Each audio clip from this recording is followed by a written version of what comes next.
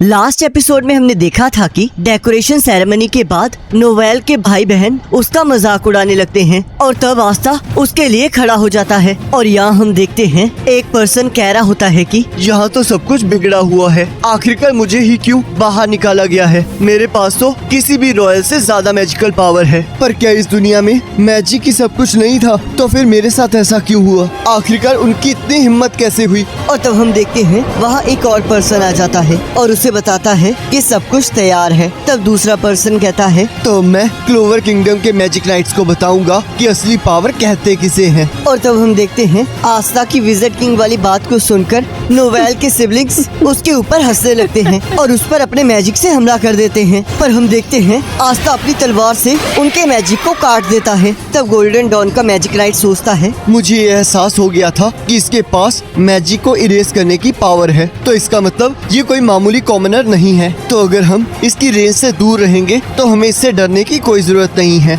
और अपने मैजिक से आस्था को पकड़ लेता है। तब क्लाउस उसका विरोध करता है और तब वो पर्सन क्लाउस को चुप रहने के लिए कहता है और कहता है इस तरह का बिहेवियर, वो भी डेकोरेशन सेरेमनी वाले दिन, इससे तो पनिशमेंट मिलनी चाहिए। तब नोएल का भाई कहता है पनिशमेंट तो एक छोटी सी चीज है, हमें तो इसे सबक सिखाना चाहिए। और आस्था के ऊपर अपने मैजिक से हमला कर देता है। और हम देखते हैं आस्था नोवेल की बेइज्जती को सोचकर अपनी दूसरी तलवार निकाल लेता है और उसके मैजिक को उसी के ऊपर दोबारा से फेंक देता है। और तब नोवेल के भाई को फिर से गुस्सा आ जाता है। पर हम देखते हैं सिल्वर ईगल के कैप्टन नोजेल को भी गुस्सा आ जाता है और तब वो अपने भाई से कहते हैं तुम्हें एक कॉमनर के सामने अपनी पावर को नहीं यूज करना चाहिए। क्या तुम हमारी फैमिली की रेपुटेशन को गिराना चाहते हो? तब आस्था सोचता है इसकी प्रेजेंस तो कैप्टन यामी से बिल्कुल अलग है। तो ये है सिल्वर ईगल के कैप्टन नोजेल सिल्वा।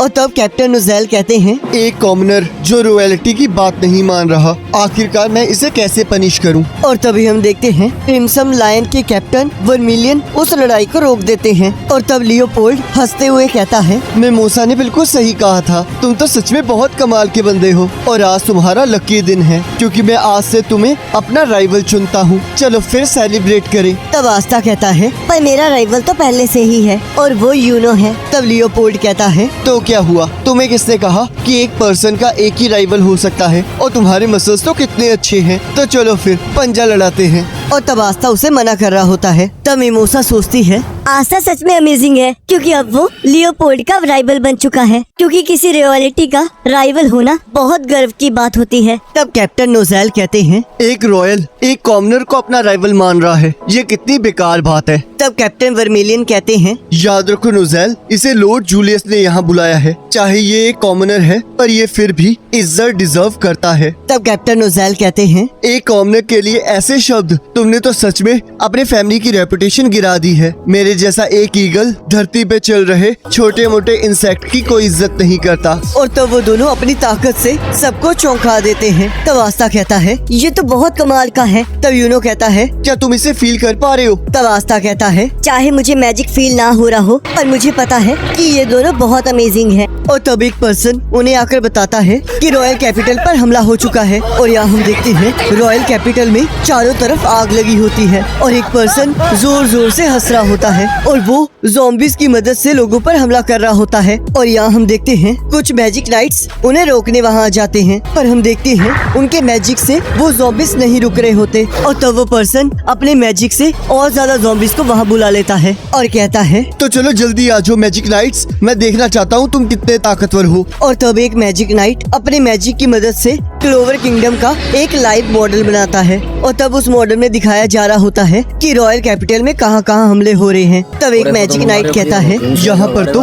5 जगह पर एक साथ हमला हुआ है। तब कैप्टन वर्मिलियन कहते हैं लगता है किसी खतरनाक स्पेशल मैजिक यूजर ने उन्हें वहाँ भेजा है। और सोचते हैं पर ये हुआ कैसे? क्योंकि यहाँ पर रॉयल कैपिटल के आसपास हमेशा एक बैरियर बनाया जाता है जिसकी वजह से कोई स्पेशल मैजिक यूजर भी इसके अंदर नहीं आ सकता। क्या उन्होंने कोई रास्ता ढूंढ लिया है या फिर किसी मैजिक नाइट ने हमें धोखा दिया है? और कहते हैं अब हमें कोई प्लान बनाना होगा और सबसे पहले इस महल को सुरक्षित करना होगा। तब आस्था कहता है, आखिरकार हम लोग यहाँ कर क्या रहे हैं? अगर आप लोग नहीं चलोगे तो मैं अकेले ही चला जाऊंगा। तब क्लाउस कहता है, तुम बिना प्लान के जा कहाँ रहे हो और तुम उस जगह को ढूंढोगे कैसे? तुम तो मैजिक को सेंस भी नहीं कर सकते। तब आस्था कहता है, मैं सबसे पहले वहाँ जाऊंगा जहाँ पर सबसे ज्यादा शोर हो रहा है। और तब लियोपोल्ड भी आस्था के पीछे चला जाता है। और तब कैप्टन वर्मिलियन सभी को 5 टीमों में बंटकर लोगों को बचाने के लिए कहते हैं। और यहाँ हम देखते हैं चार्मी कहती है, मैं तो यहाँ पर खाना खाने के लिए आस्था के पीछे आई थी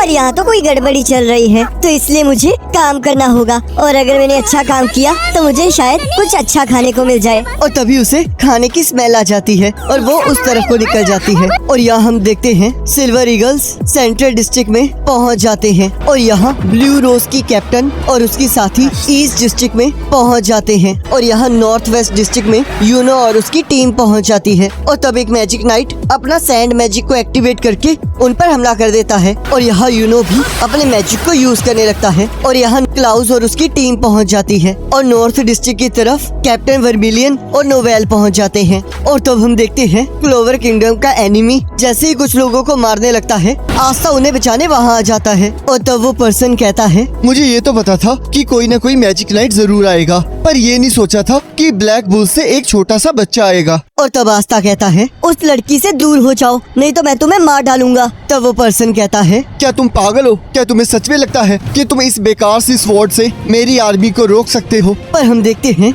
आस्था के वार करने के बाद वो ज़ॉम्बीज उठ नहीं पा रहे होते और तब वो बच्ची आस्था के पीछे चली जाती है। तब वो पर्सन कहता है, तो मुझे समझ आया, तुम हो वो एंटी मैजिक वाले। और तब वो वहाँ पर बहुत सारे ज़ॉम्बीज को बुला लेता है। और तब यहाँ क्लाउस कहता है, आखिरकार ये चीजें क्या हैं? हम चाहे इन पर जितना मर्जी हमला कर ले, पर ये रुक ही नहीं रहे हैं। और तब यहाँ यूनो कहता है, क्या इनकी कोई वीकनेस भी है? तब दूसरा पर्सन कहता है, अगर तुम्हारी ताकत ज्यादा है तो हमें दूसरों की वीकनेस से कोई फर्क नहीं पड़ता। तब यहाँ लियोपोल्ड कहता है, काश मेरा राइवल ठीक हो। तब कैप्टन वर्मिलियन कहते हैं, तुम उस लड़के की चिंता बाद में कर लेना और इन सब के अंदर बस मैजिक ही है, मतलब कि ये जिंदा नहीं है, तो हमें इन्हें तब तक मारना होगा जब तक ये दोबारा से खड़े ना हो पाए। और तब हम देखते हैं सभी मैजिक नाइट्स अपने मैजिक से उन सभी ज़ॉम्बीज को हराने की कोशिश करने लगते हैं।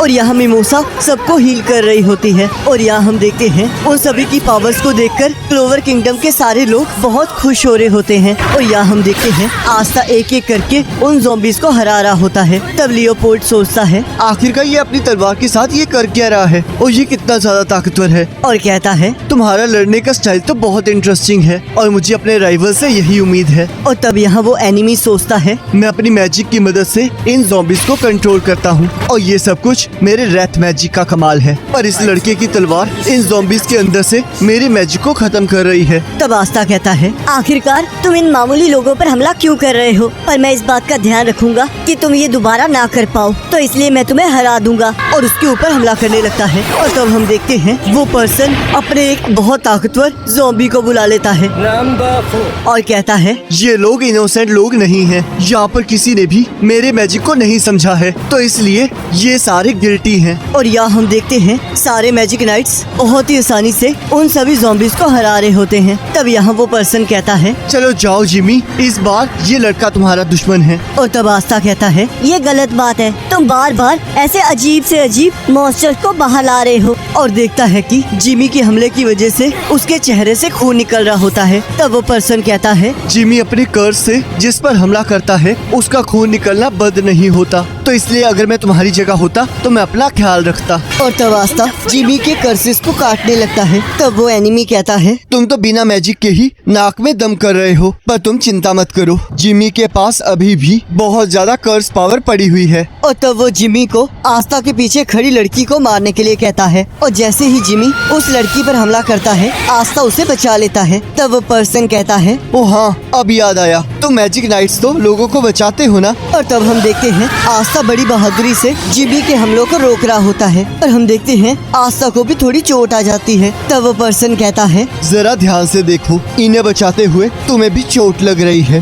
तो आखिरकार तुम्हें इसे बचाने का क्या फायदा हो रहा है? तब आस्था कहता है, मुझे कोई फर्क नहीं पड़ता कि मुझे किसी की जिंदगी बचाने से क्या मिलेगा। तो वो पर्सन कहता है, तो ठीक है, अगर तुम्हें ऐसा ही लगता है तो जब तक तुम मर नहीं जाते तब तक अपनी स्वॉर्ड को घुमाते रहो। और तब हम देखते हैं आस्था हार नहीं मान रहा होता और तब नोवेल वहाँ आ जाती है और कहती है, मुझे किसी भी तरह आस्था की मदद करनी होगी। और तब उसे अपने भाई बहनों की बात याद आने लगती है जिन्होंने उससे कहा था कि तुम बिल्कुल बेकार हो और अपनी फैमिली के नाम पर एक धब्बा हो, तो इसलिए यहाँ से चले जाओ। और तब नोवेल कहती है, मैं कुछ नहीं कर सकती, तो प्लीज कोई तो आस्था की मदद करो। और तब हम देखते हैं कुछ ज़ॉम्बीज नोवेल को घेर लेते हैं, पर तभी कैप्टन वर्मिलियन आकर उसे बचा लेते हैं और नोवेल के सिर पर मारकर कहते हैं, कॉन्सेंट्रेट करो और मुझे ये बताओ, क्या तुम अपनी सिबलिंग्स की वजह से कुछ नहीं कर पा रही हो? तो मैं तुम्हें बता दूं कि लड़ाई के मैदान में ये सब कुछ सोचने का तुम्हारे पास बिल्कुल टाइम नहीं है। तुम्हारा एक रॉन्ग डिसीजन तुम्हारी जिंदगी को खत्म कर सकता है।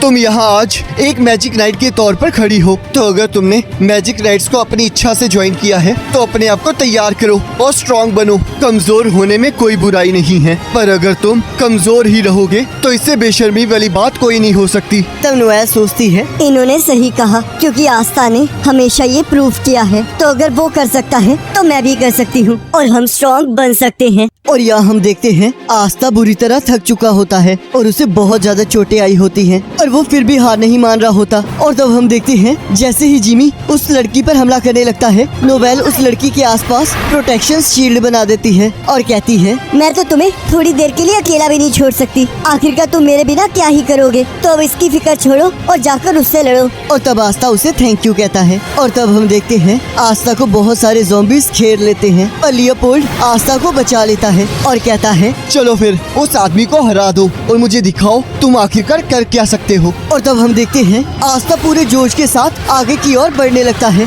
और अपने अटैक से जिमी को नीचे गिरा देता है। और तब लियोपोल्ड कहता है, तुम्हारा फाइटिंग स्टाइल तो सच में बहुत मजेदार है। तब आस्था कहता है, चलो फिर अब तुम्हारी बारी है। तब वो पर्सन कहता है, इतने भी उतावले मत बनो ओ लड़के। और अपने एक और ज़ॉम्बी को वहाँ बुला लेता है और तब वो ज़ॉम्बी एल्फ्रेड आस्था पर हमला कर देता है और वहाँ आसपास बहुत ज्यादा बिजली चमकने लगती है और इसी के साथ एपिसोड खत्म हो जाता है। अब अगर